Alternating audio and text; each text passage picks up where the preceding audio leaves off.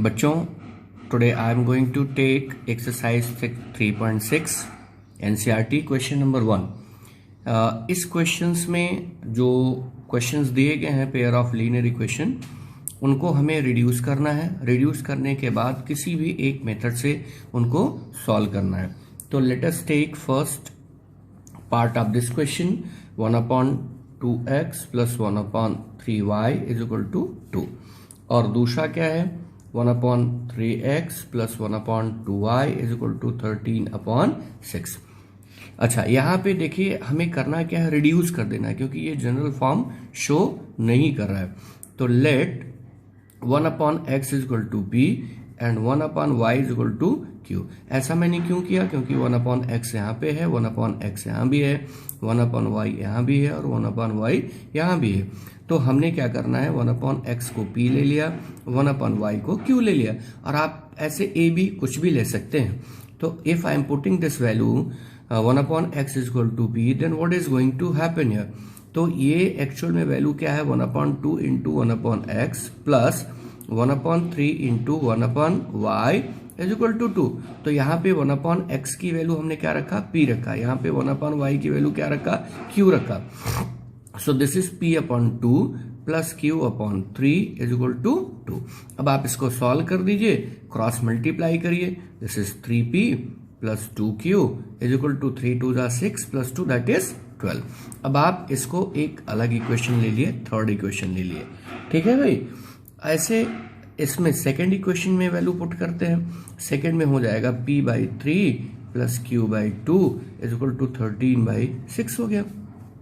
जब हमने इसको क्रॉस मल्टीप्लाई किया तो दिस इज 2p + 3q = 13 और यहाँ पे 6 हुआ, यहाँ पे भी 6 हुआ, तो ये कैंसिल कर देना। Now this become fourth equation. अब आपको क्या करना है, एलिमिनेट करना है। अच्छा, बड़ी अच्छी बात यह है कि अगर ऐसे क्वेश्चंस आते हैं कहीं पे, तो व्हाट वी कैन डू कि यहाँ पे हम इनको एक बार प्लस करके सॉल्व कर सकते हैं, एक बार माइनस करके सॉल्व कर सकते हैं, या आप एलिमिनेट कर दीजिए। तो बाय एलिमिनेशन मेथड, तो इसमें 2 से मल्टीप्लाई करेंगे, इसमें 3 से मल्टीप्लाई कर दिए। तो this become 6p + 4q = 24। This is equation number 3 multiplied by 2। और इसमें 3 से मल्टीप्लाई कर दिए, 6p + 9q = 13 × 3 = 39। This is fourth one. This is fourth one. तो ओके, इसमें हमने क्या किया, 3 से मल्टीप्लाई किया। अभी क्या कर देते हैं, सब्ट्रैक्ट कर देते हैं। तो सब्ट्रैक्टिंग फोर्थ फ्रॉम थर्ड। ध्यान दीजिएगा कि we are subtracting this equation from third. तो each term from this equation they will change their sign since we are subtracting. तो ये this going to reduce, cancel हो गया। 4 में से 9 गया, दिस इज -5q = इसमें से निकल गया, तो 9 में से 4 गया, this is 5 and this is 1 -15। तो q = कितना आ गया भाई, 3 आ गया। और q हमने क्या लिया था, q was 1/y and 1/y = 3। This is y = 1/3 आ गया। So this value is coming 1/3। Now we can put this value in any of the equation, third और फोर्थ। तो I am putting this value in third. तो this is 3p + 2q = 12। Let us put the value of q। तो 3p = 12 minus 2q. तो this will be equal 3p = 12 minus 2 into 3. Since q was 3, तो 3p = 6 and p = 2। और p की value 2 हो गई, तो p was 1/x। 1/x = 2। This implies that x = 1/2। तो बच्चों, this was the method how to reduce our equation and how to start solution. एक बार मैं फिर से टेकअप करता हूं। इक्वेशंस हमारे पास ये दिए हुए थे। हमने क्या किया, we have to find a common which is in equation 1 as well as equation 2। तो हमने 1/x को ले लिया, p ले लिया यहाँ पे, और ऐसे 1/y को हमने q ले लिया और यहाँ पे वैल्यू हमने पुट कर दिया। Now this is coming p/2 plus q/3 is equal to this value. और बच्चों हमने ये देखा कि यहाँ पे क्या हो रहा है, फिर हमने एक इक्वेशन अलग बनाया जिसको जनरल फॉर्म में कन्वर्ट किया, थर्ड और फोर्थ को बनाया। अब now you are free to adopt any of the method so as you can eliminate or you can substitute, you can apply cross multiplication so as you can get the value of x and y. Let us take another question. Okay, taking second part of this question, इसमें square root लगा हुआ है तो आपको थोड़ा से doubt हो सकते हैं, that's why I am taking this part of question number 1. तो 2/√x plus 3/√y is equal to 2. This is equation number 1. 4/√x minus 9/√y is equal to -1। बच्चों हमने किया क्या, 1/√x यहाँ भी है, 1/√x यहाँ भी है, तो हमने 1/√x को ले लिया p, 1/√y यहाँ पे है, 1/√y यहाँ भी है, तो हमने इसको ले लिया q। अब इसमें वैल्यू आप सब्स्टिट्यूट कर दीजिए, देखिए वैल्यू आपके पास क्या आता है, this is 2p plus 3q is equal to 2। This is equation number 3। अब इसमें पुट करोगे आप तो आपको मिलेगा 4p minus 9q is equal to -1। तो दिस इज फोर्थ वन। ठीक है भाई, अब क्या करते हैं, you are free to eliminate them by any of the method. इनको p और q की वैल्यू पहले लाना है, किसी भी मेथड से हम ले आ सकते हैं।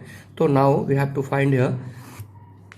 तो हमने क्या किया, हमने ये किया कि यहाँ पे इक्वल कर देते हैं, तो इक्वेशन 3 में हमने 2 से मल्टीप्लाई कर दिया, this is 4p plus 6q is equal to 4।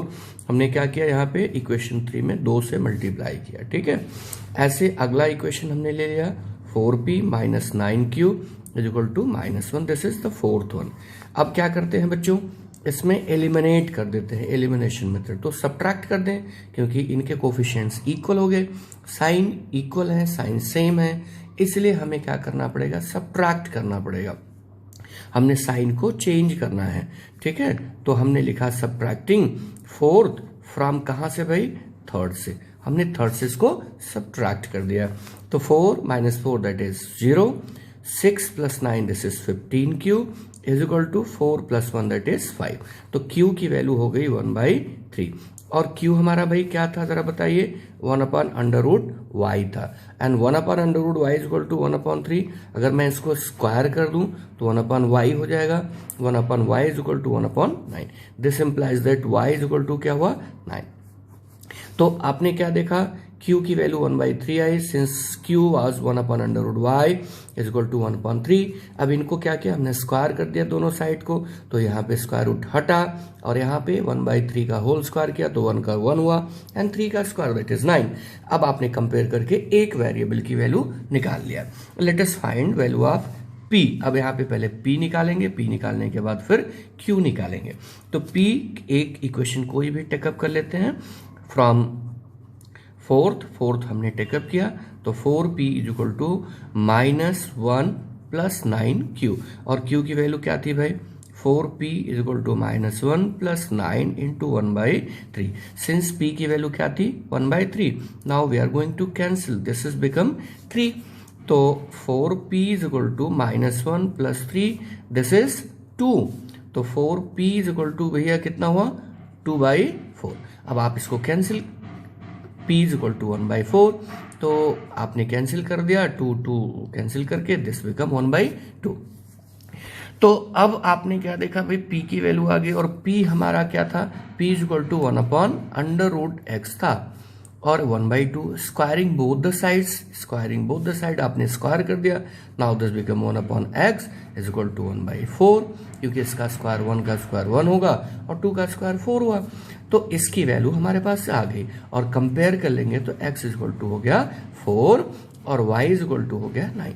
अगर आप इसको चेक करना चाहते हैं कि आपकी वैल्यू सही है तो आप कैसे चेक कर सकते हैं, यहाँ आइए, 2/√4, √4 की वैल्यू कितनी हो गई भाई, 2 ही, 2/2 दैट इज 1। 3/√9 तो हमने क्या किया, स्क्वायर रूट 9 की वैल्यू होती है 3, 3 कैंसिल कर दिया, तो 1 यहाँ पे आया, 1 यहाँ पे, 1 + 1 कितना होता है 2। इसका मतलब आपने जो सोल्यूशन किया वो पूरा करेक्ट है। ठीक है, ऐसे कुछ और पार्ट टेकअप करते हैं। Let us continue another part of question number 1। यहाँ पे इक्वेशन दिया है 6x + 3y = 6xy, 2x + 4y = 5। बच्चों यहाँ पे करना क्या है, हमें जनरल फॉर्म में कन्वर्ट करना है, क्योंकि मल्टीप्लिकेशन ऑफ 2 वेरिएबल के फॉर्म तो है नहीं। अभी हम क्या करते हैं कि पूरे इक्वेशन को डिवाइड कर देते हैं xy से। ठीक है ना, तो 6x/xy + 3y/xy = 6xy/xy।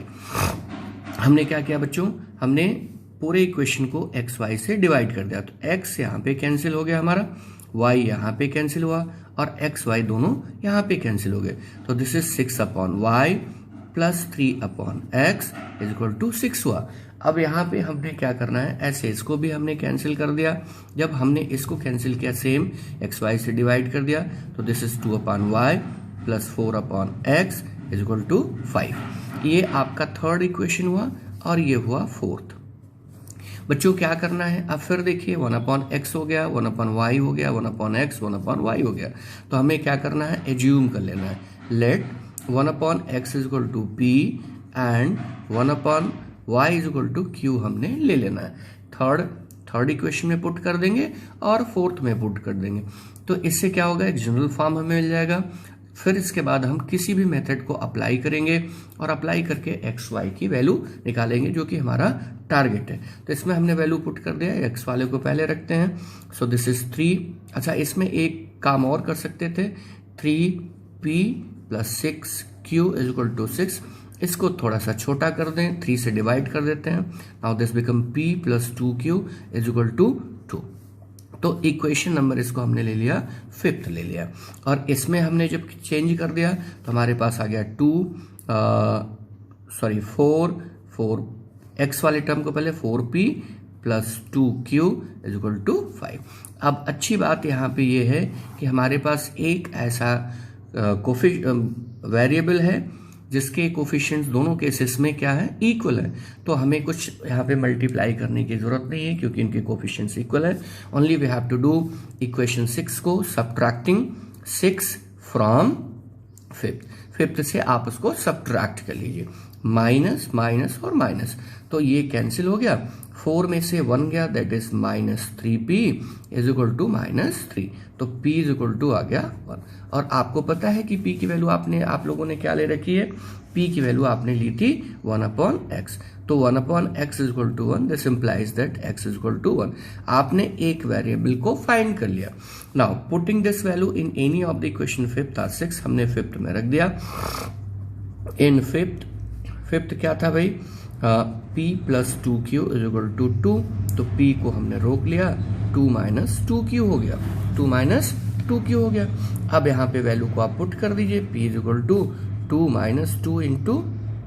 1। अच्छा, मजे की बात यह है कि आपने p की वैल्यू निकाली, तो p क्यों निकालना है, अभी हमें q चाहिए था ना, तो हमें q चाहिए, 2q = हो जाएगा 2 - p ओनली। ठीक है भाई, अब यहाँ पे वैल्यू पुट कर दीजिए, this is q = 2 - 1 and upon 2 कर देते हैं, तो q की वैल्यू हमारे पास आ गई 1/2 आ गई। q की वैल्यू कितनी आ गई, 1/2 आ गई। अब q की वैल्यू 1/2 आ गई, तो q हमारे किसके बराबर था, 1/y = 1/2, सो y = कितना हो गया, 2। अब y की वैल्यू 2 हो गई और x की वैल्यू 1 हो गई। ध्यान देना, यहाँ पे p की वैल्यू 1 आई है, तो हमने इसमें 1/x = 1 कर दिया, इसकी वैल्यू ये आ गई। और इसी प्रकार से हमने इसको देखा, यहाँ पे सॉल्व किया, तो 5th इक्वेशन में हमने ये वैल्यू, ये 5th इक्वेशन था हमारा, यहाँ पे हमें q चाहिए, तो we are putting the value of p, तो दिस इज 2 - p और q विल बी हियर 2 - 1/2। तो ये जो है आपने q की वैल्यू यहाँ पे निकाल ली। और अब अगर आप चाहो तो यहाँ पे पुट करके जस्टिफाई कर सकते हो। यहाँ देखो 6 × 1 = 6 + 3 × 2 = 6, 6 + 6 कितना हो भाई, 12 हुआ। और राइट हैंड साइड में क्या हो, 6 × 1 × 2 12, तो 12 = 12 हो गया। तो बच्चों ये क्लियर हो गया कि इस प्रकार से हम ऐसे क्वेश्चंस को रिड्यूस कर देते हैं। पहले रिड्यूस करेंगे, फिर रिड्यूस करने के बाद कोई भी एक मेथड लगा देंगे। इस क्वेश्चन का एक पार्ट में और टेकअप करता हूं और फिर इसके बाद आप सबको वर्ड प्रॉब्लम्स में लेके चलते हैं। तो let us take another part, this is seventh part. Seventh part बहुत आसान है, फिर भी टेकअप करते हैं। x plus y plus 2 upon x minus y is equal to 4। अभी मैं आपको बताता हूं 15 upon x plus y minus 5 upon x minus y is equal to minus 2।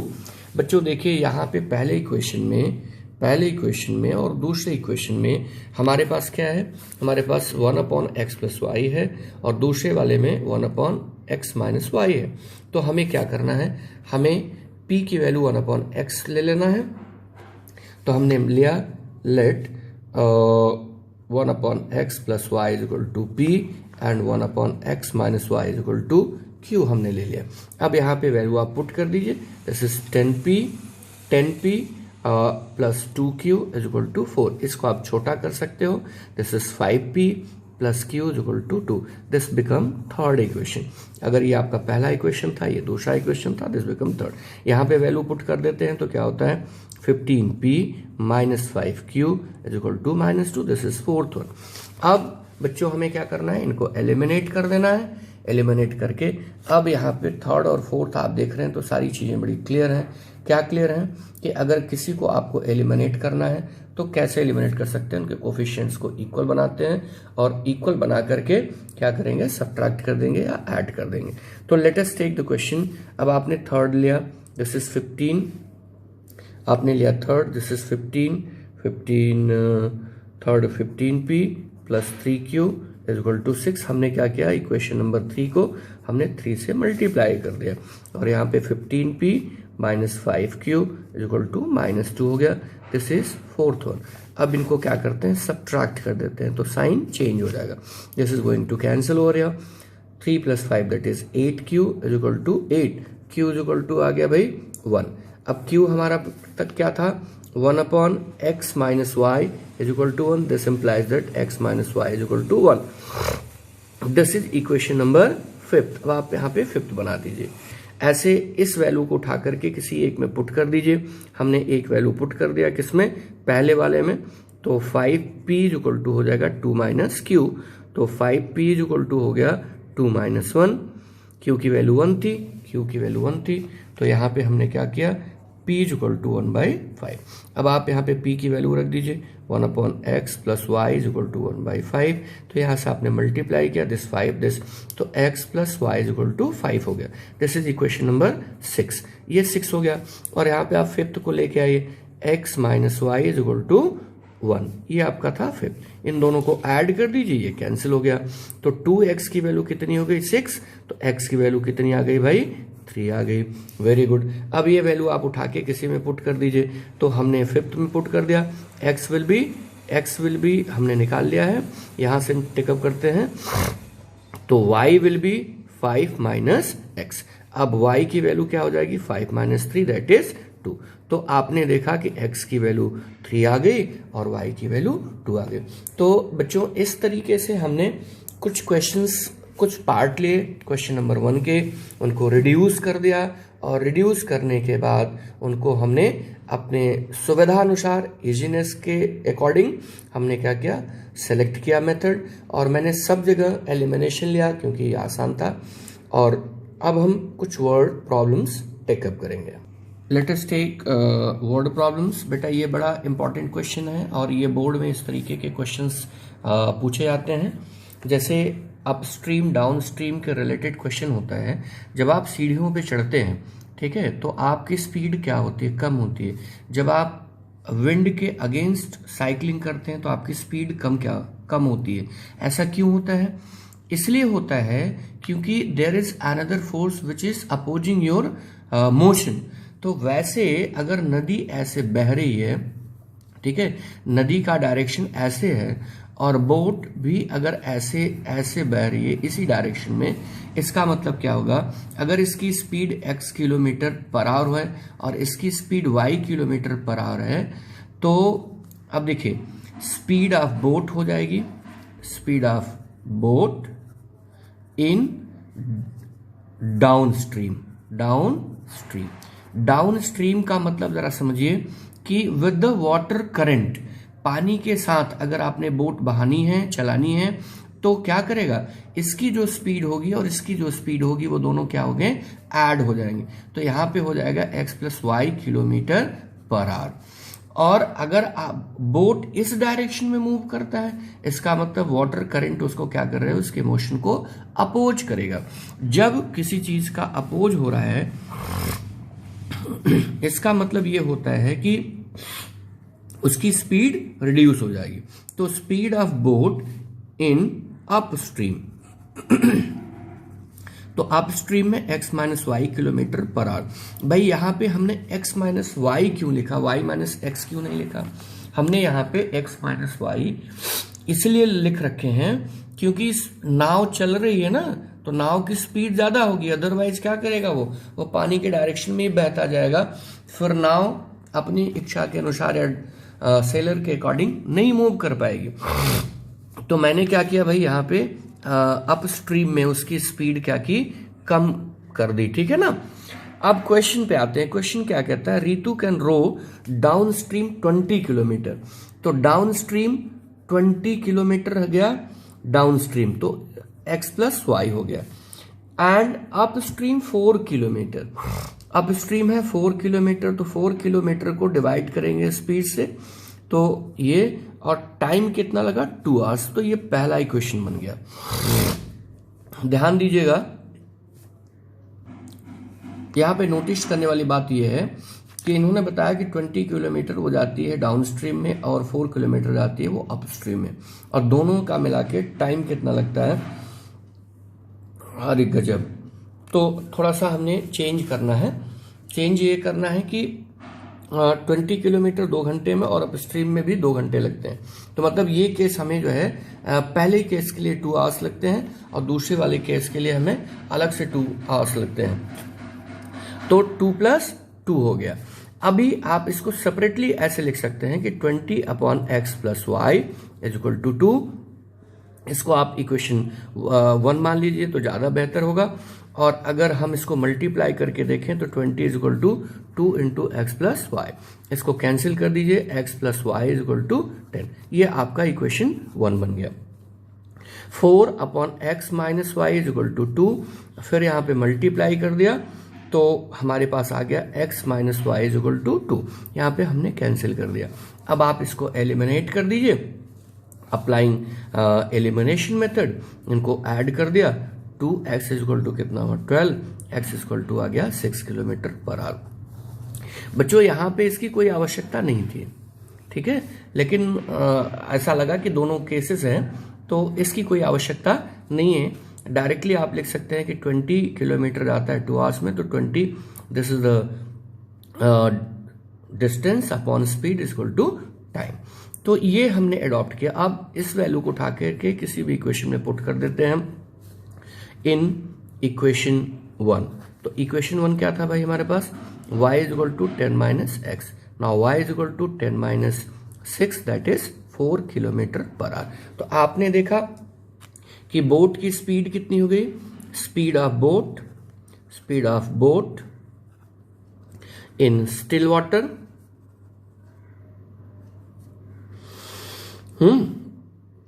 Okay.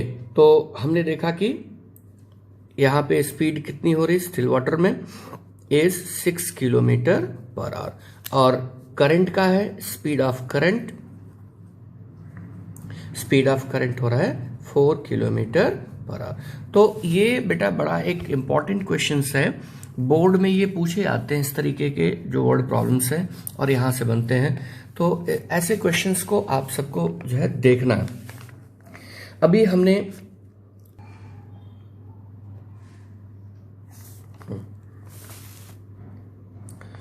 let us take another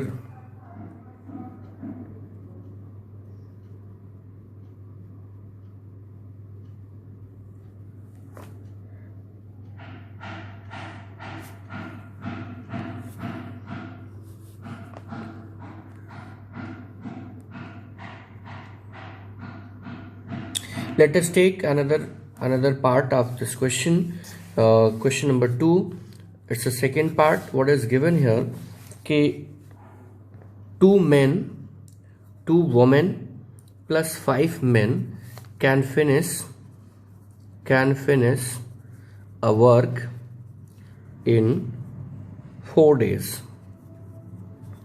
ठीक है, 2 men and 2 women and 5 men can finish a work in 4 days. अच्छा, दूसरा क्या है? दूसरा कैसे से 3 women plus 6 men can finish in 3 days.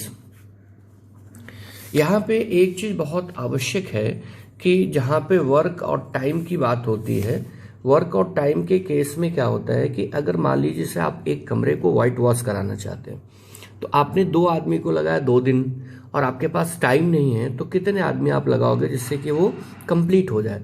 तो 2 आदमी पहले दिन काम किए, 2 आदमी दूसरे दिन काम किए. इट मीन्स कि 2 + 2 कितने हुए? 4. मतलब वर्क और टाइम में जो रिलेशन होता है वो कैसा होता है? इनवर्स होता है. तो इसका मतलब कि अगर ये दो वुमेन्स हैं, 4 डेज काम करती हैं और 1 दिन में समाप्त करना है, तो आप कैसे लिख सकते हैं? 8 women plus 20 men can finish in 1 day. ठीक है भाई, क्यों कर दिया ऐसा?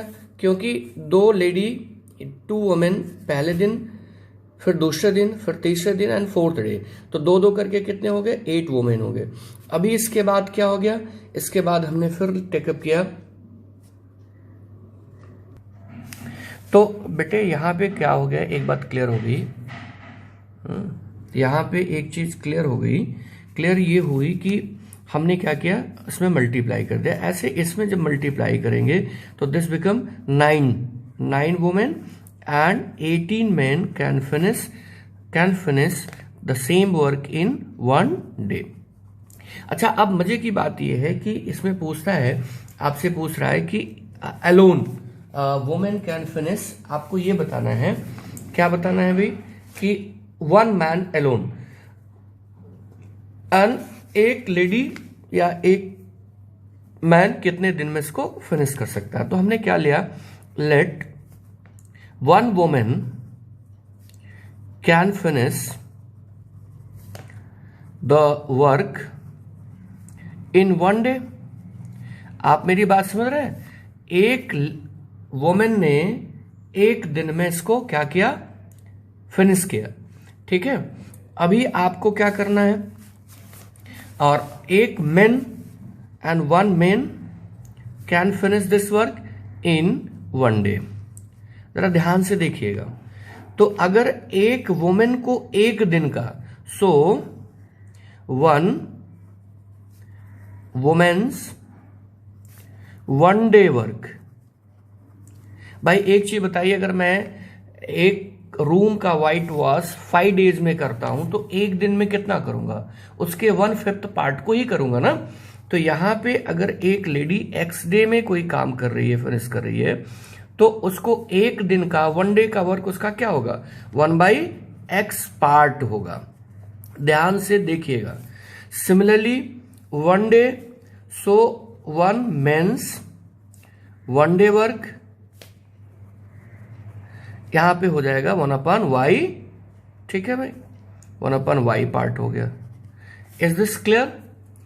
अब आपने देखा कि इनकी वैल्यूज को हमने क्या करना है? पुट कर देना है. तो पुट करने के लिए हमें क्या करना पड़ेगा? हमें ये करना पड़ेगा कि 8 थे तो 8/x प्लस 20/y,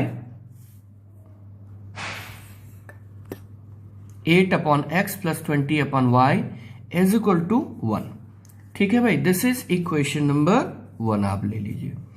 दूसरा केस हो गया आपके पास 9/x plus 18/y is equal to 1. This is case number 2. अब जैसे पुराने क्वेश्चंस करते थे वैसे पहले वाले क्वेश्चंस के वैसे यहां पे लेते हैं. Let 1/x is equal to p and 1/y is equal to q. अब आप यहां पे वैल्यू पुट कर दिए तो 8p प्लस 20q हो गया इज इक्वल टू 1. इसको आप थर्ड मान लीजिए. यहां पे आपने वैल्यू पुट कर दिया तो now this become 9p plus 18q is equal to 1। ये आपका फोर्थ हो गया। अब क्या करना है भाई, एलिमिनेट कर दो। एलिमिनेट करने के लिए आप फ्री हो, कोई भी मेथड ले सकते हैं, ठीक है। इनको एलिमिनेट करिए फटाफट। तो इनका एलसीएम ले लिया हमने, कितना है भाई जरा बताइए मुझे। तो ऐसे नंबर्स को मल्टीप्लाई कर देते हैं। यहाँ पे हमने मल्टीप्लाई कर दिया, इक्वेशन 3 को हमने 9 से कर दिया, तो this is 72p plus 180q is equal to 9। तो this was equation number 3 multiplied by 9। और हमने फोर्थ में 8 से मल्टीप्लाई कर दिया, this is 70p plus 18 is 144 q is equal to 8। This is fourth one. इसमें हमने किससे 8 से मल्टीप्लाई किया, ठीक है। माइनस कर दीजिए भाई, सब्ट्रैक्ट कर दीजिए, subtracting fourth from third, subtracting this is going to cancel over here. अभी क्या करना है, तो इसमें से इसको सब्ट्रैक्ट कर दिया, दिस इज 6 एंड 7 में से 4 गया, that is 3, 36 q is equal to, यहाँ पे माइनस कर दीजिए 1 आ गया 1। तो q की वैल्यू कितनी आ गई, q इज इक्वल टू 1/36। और q क्या था भाई, q वाज 1/y। तो 1/y is equal to 1/36। This implies that y is equal to 36। तो y कौन था भाई, y डेज किसके लिए चाहिए था, मेन के लिए, तो मेन हो गया, ठीक है। एक बंदा पूरे काम को 36 डेज में कंप्लीट करेगा। Now putting this value in any of the equation, हमने पुट कर दिया इन फोर्थ, इन इक्वेशन 4 आपका इक्वेशन ये था। तो हमें क्या चाहिए, p चाहिए। तो 9p is equal to 1 minus 18q। तो 9p इज इक्वल टू कितना हो जाएगा भाई, आप बताइए मुझे। 1 माइनस 18 इंटू 1/36, दिस इज 2। अब आपने इसको सॉल्व कर दिया, 9p इज इक्वल टू हो गया 2 माइनस 1 दैट इज 1/2। तो this implies that p is equal to 1/18। और p की वैल्यू क्या है भाई, p था 1 आपका x। तो 1/x is equal to 1/18, x is equal to 18 और y is equal to 36। This is for women and this is for men. तो आपने